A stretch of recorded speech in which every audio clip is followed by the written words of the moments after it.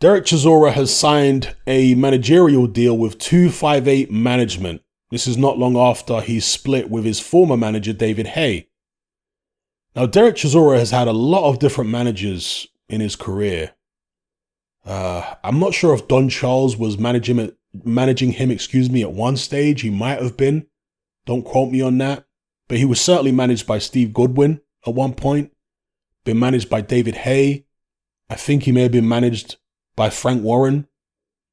And now he's being managed by 258 Management, which is, of course, Anthony Joshua's management company.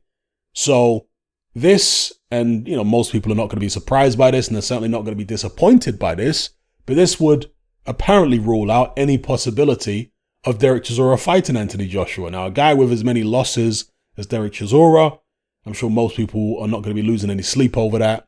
But, some people over the years, out of curiosity, have always wondered what an AJ Dereck Chisora fight would look like, just stylistically. Of course, they used to spar together back in the days at Finchley. Anyway, the management deal, what does it mean? It probably means that Dereck Chisora is going to fight on a lot more AJ cards than he already was, but he was already fighting on a fair few, right? Now he's probably going to be fighting on more of them. And I think Dereck Chisora is trying to attach himself to people who are in the public eye. Like with David Hay, he saw a great salesman. He saw somebody who could push him the way that he pushed himself. Maybe he feels as though the energy with David Hay fizzled out. And David Hay, I'm sure, would tell you that Dereck Chisora was a difficult guy to deal with. In fact, he did say that right before Dereck Chisora's last fight with David Hay. He said he was a nightmare dealing with the guy, right? And we all knew that anyway. And maybe he wants a fresh start with somebody who doesn't realize what a nightmare he is yet. Maybe he wants to bring those Chisora problems to a different management company with fresh energy and so on. So let's see what happens here with Dereck Chisora inking this deal. And I have to respect the fact that a guy with as many losses as this has managed to stay relevant, at least in the United Kingdom, with all these pay-per-views that he's had, with, constantly getting these good opponents, the Joseph Parkers, the Alexander Usaks. So this is impressive, just from a business perspective that he's been able to do this.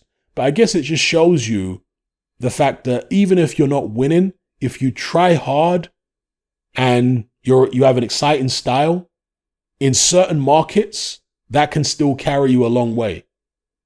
And certainly the case for Dereck Chisora. Also, I'm wondering whether he's trying to align himself with Sky, because Sky have now got this deal with Wasserman Boxing and Boxer, which is another British-based promotional company. AJ hasn't yet declared whether he's going to go with DAZN or whether he's going to stay with Sky. Perhaps Dereck Chisora thinks, again, this is all speculation, I've got no idea whether this is true. But what if Dereck Chisora thinks that AJ might be staying with Sky? Maybe he wants to stay with Sky. Maybe he doesn't believe in DAZN. And so he's thinking, let me sign with AJ so now I'll be on his Sky shows moving forward. Yeah, because Dereck Chisora has a lot of opinions about a lot of things. I'd be interested to hear his opinion about DAZN.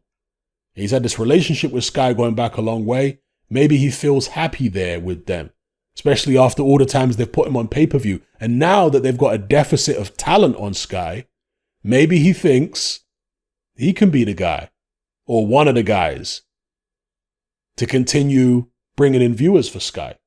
So, going to be very interesting going forward. Let me know what you guys think about all this in the comments below.